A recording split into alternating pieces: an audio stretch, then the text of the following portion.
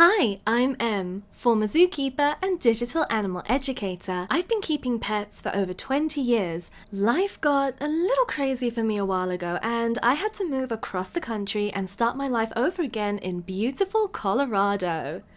Colorado. Today I hope to give you a glimpse into what it's like to keep my animals as pets. Oh, there they are. Oh my god. Yeah. Let's begin.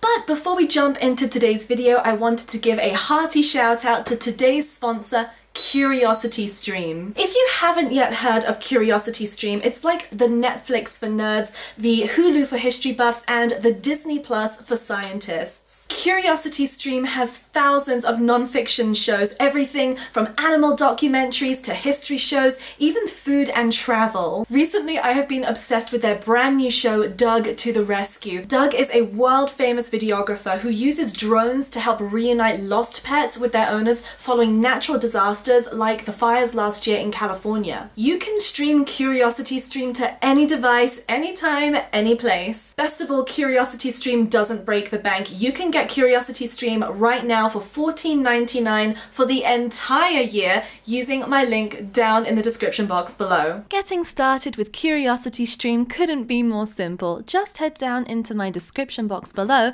click the link, and then sign up using the code Emzotic. Thanks again to CuriosityStream for sponsoring today's video. Do be sure to go and check them out in the link down in the description box below. Remember, you can get CuriosityStream for only $14.99 for an entire year. And now, back to today's video.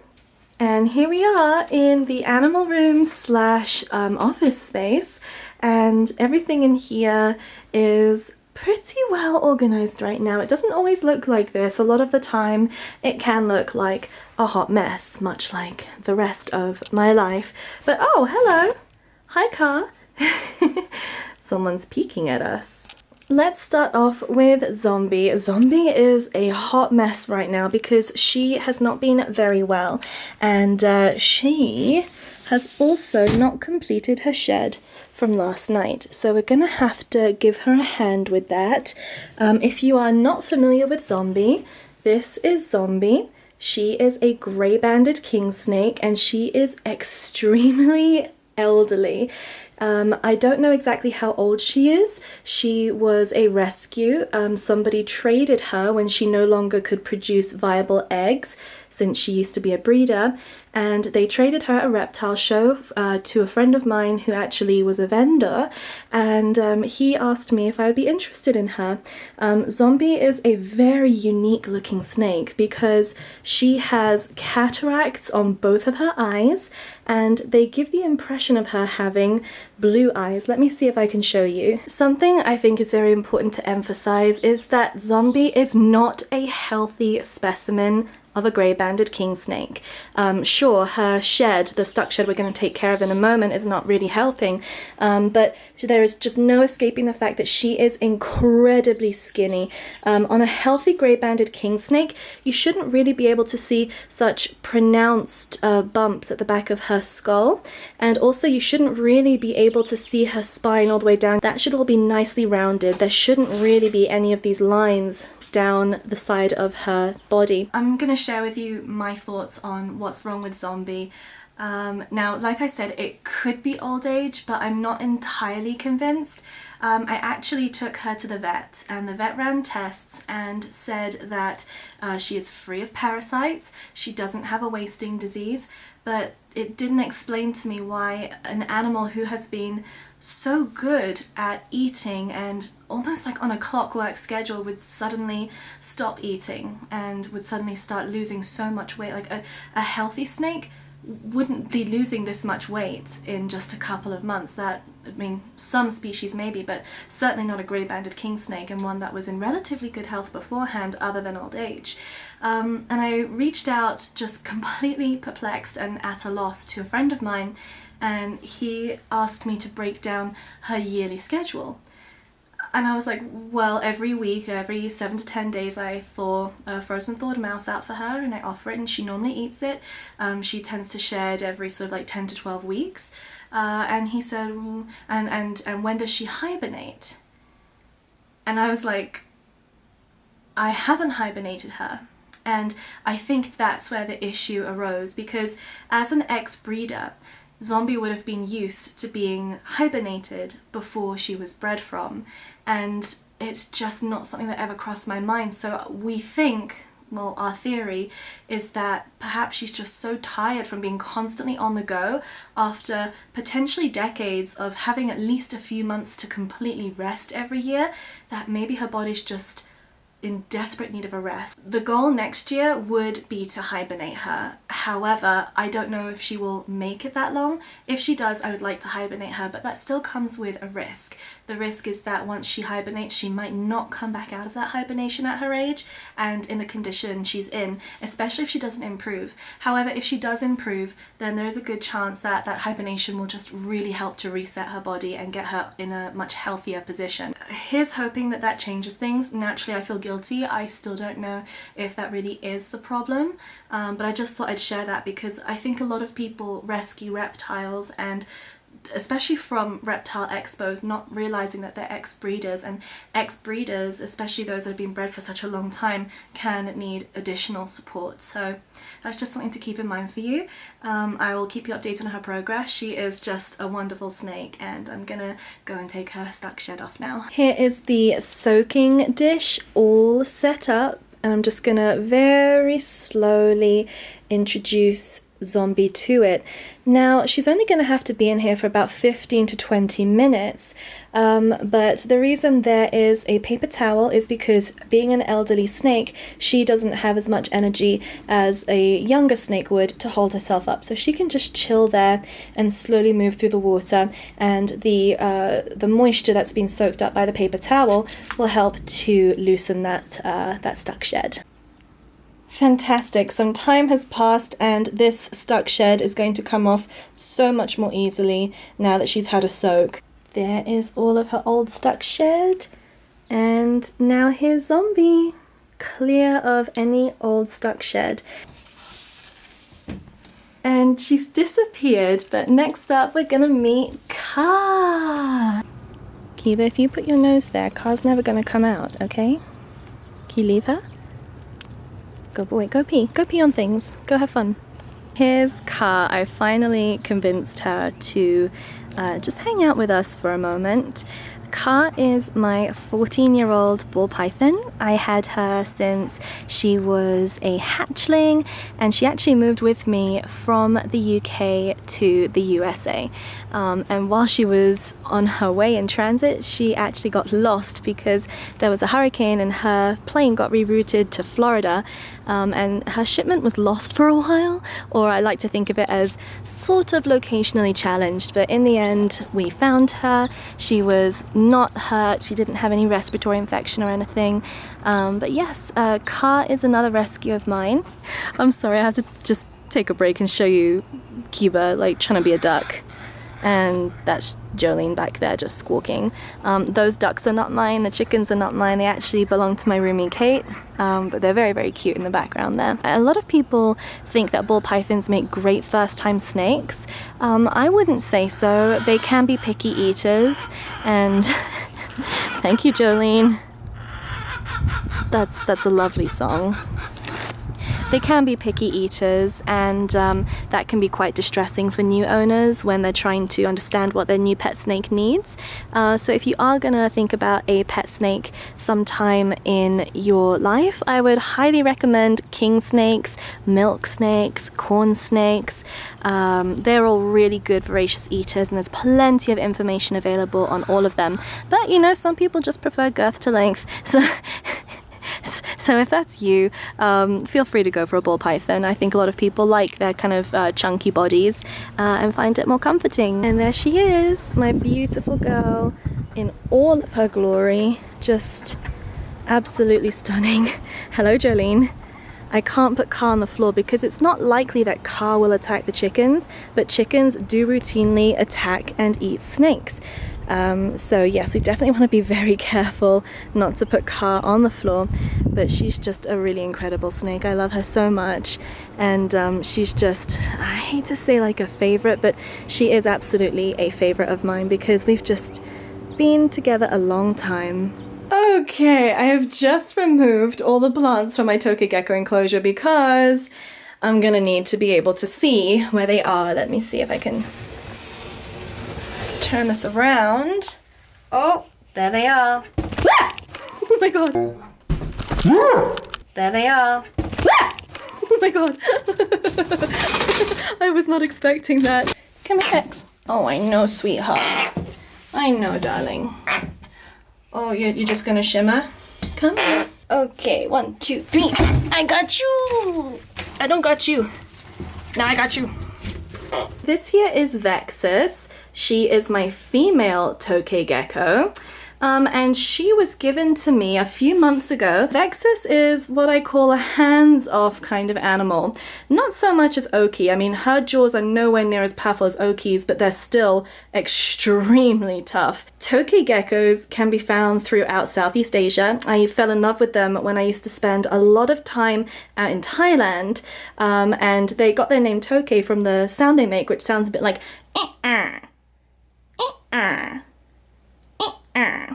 so that's what they sound like. Good thing she's starting to calm down a little bit more now.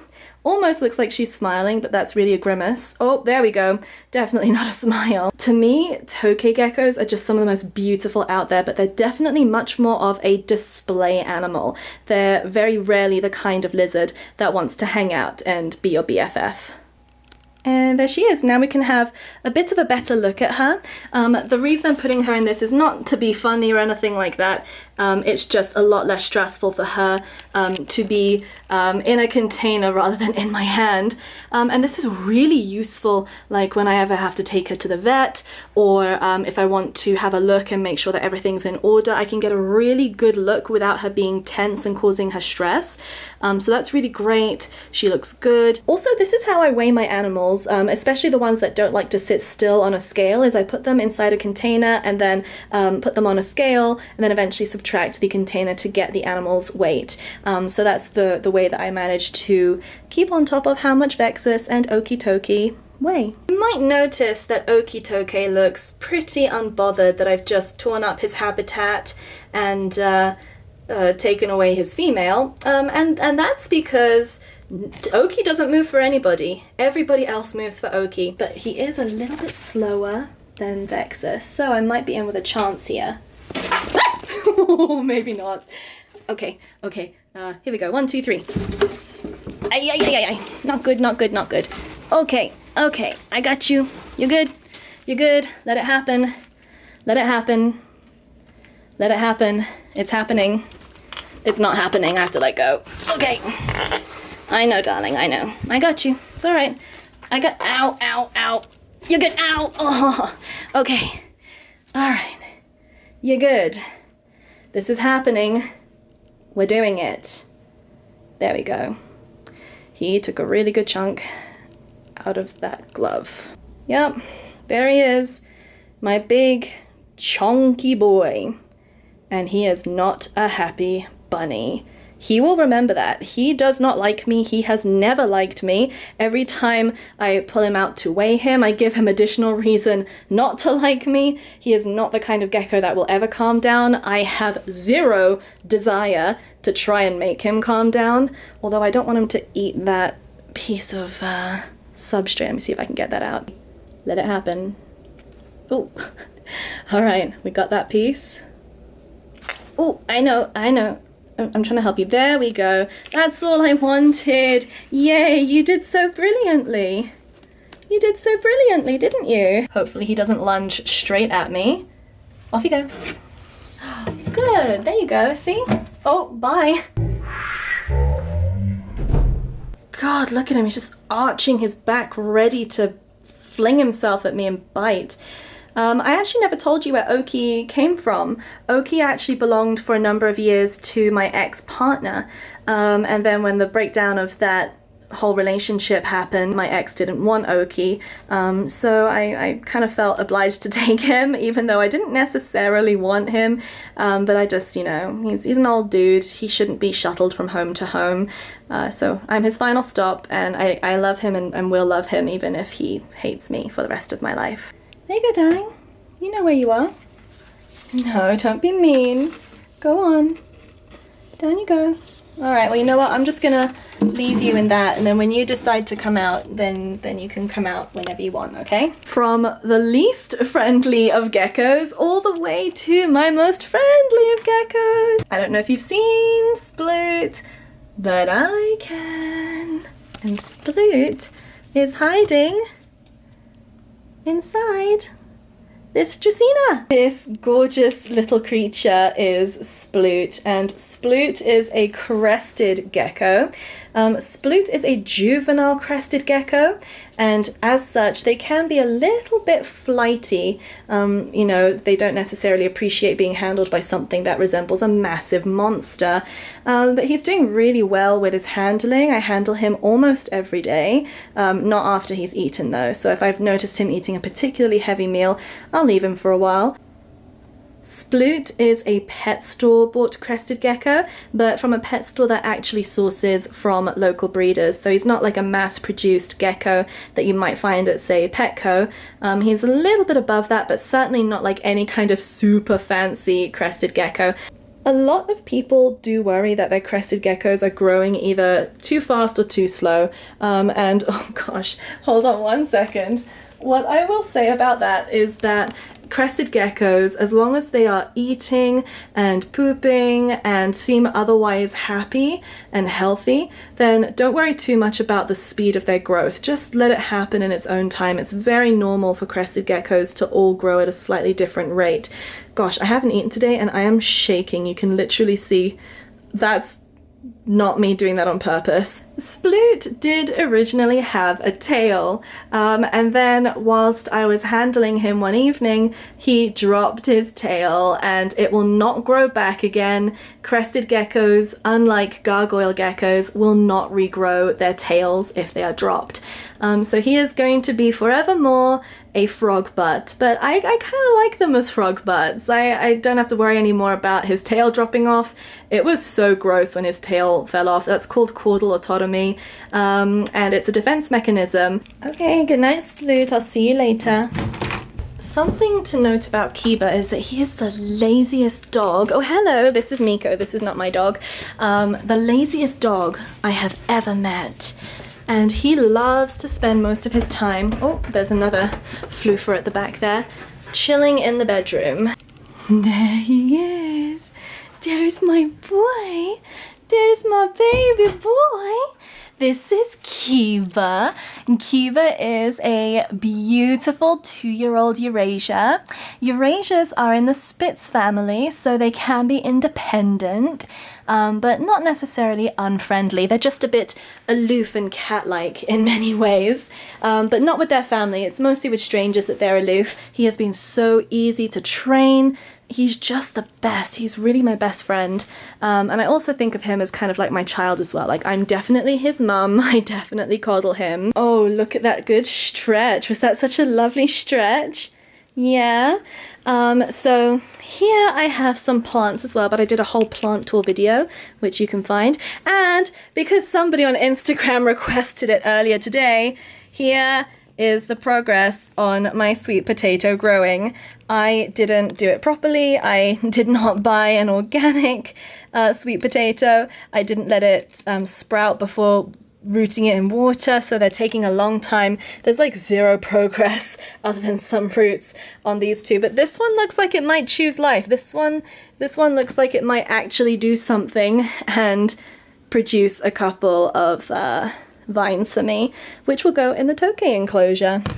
Ladies, should we go outside? Go on, let's go. Is there a squirrel?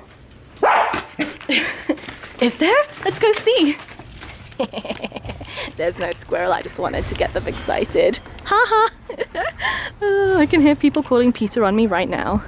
Kiba next to her is actually so much smaller. He's fully grown now and he's in his summer coat, and he's only 45 pounds, which is great. He is so much more He's so much smaller than people expect him to be, and it makes him really manageable. Let's have a snack. And I think, are you gonna join me for a snack? Yeah? So what I have here is literally one of Kiba's favorite treats, and that is fresh mozzarella. Now, obviously you don't want to overdo it, and many dogs do have lactose intolerance, but a little bit sometimes is beneficial because of the calcium and also because of probiotics. And this is some mozzarella. I actually tear my mozzarella balls, which is why I get these like weird flappy bits. But Kiba loves the flappy bits, and then I go for like the meatier chunks. Go in. Good boy. Can you spin? Good boy, can you get up there? Good boy, and sit. Yeah, where's your paw? That's a good paw. Come out. Good boy, and get up there. That's good. And get on your bed. Sit. That's good. Can you spin? Nice. Selfie, and go on through. Nice. Very good. You stay there. Get down. Down. Yes, and sit. Very good. Spin. And sit. Selfie. Catch.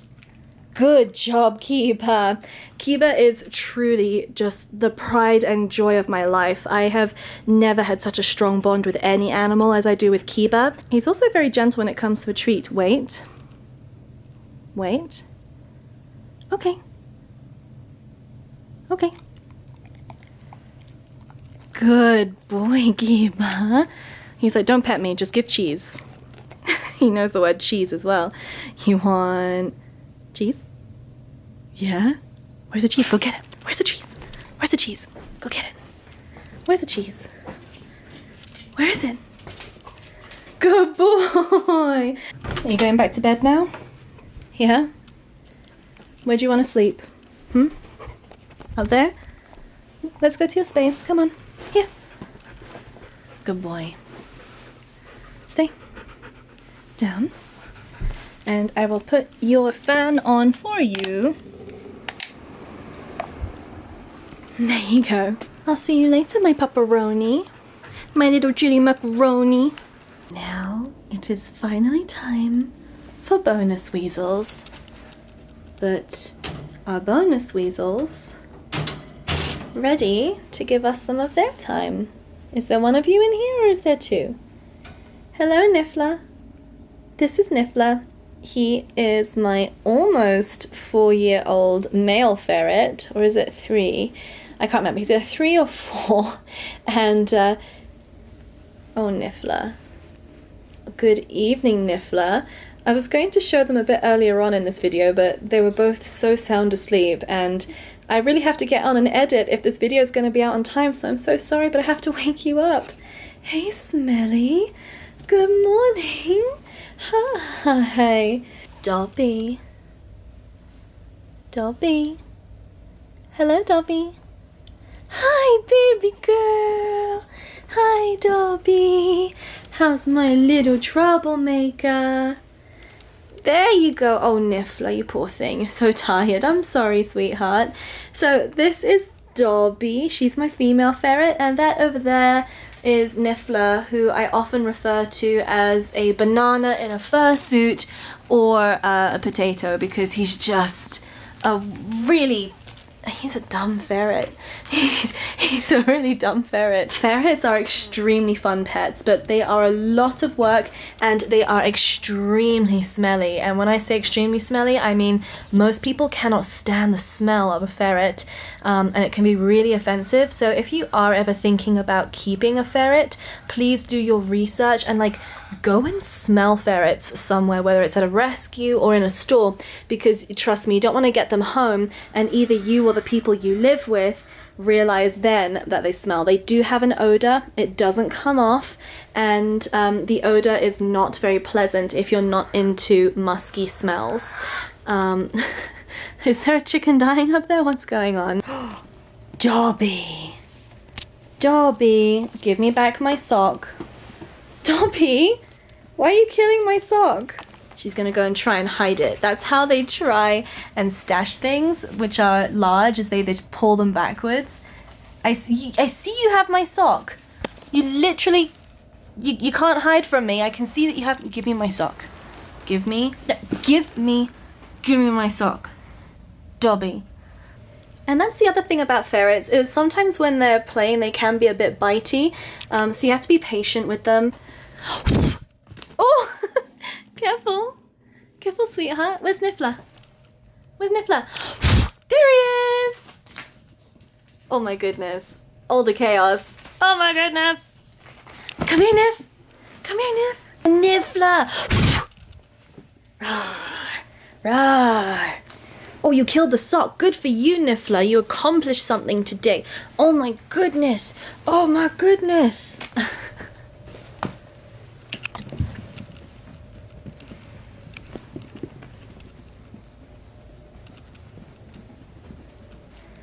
Okay, it's time for bed. In you go, and I'll get you your food later when it's dark.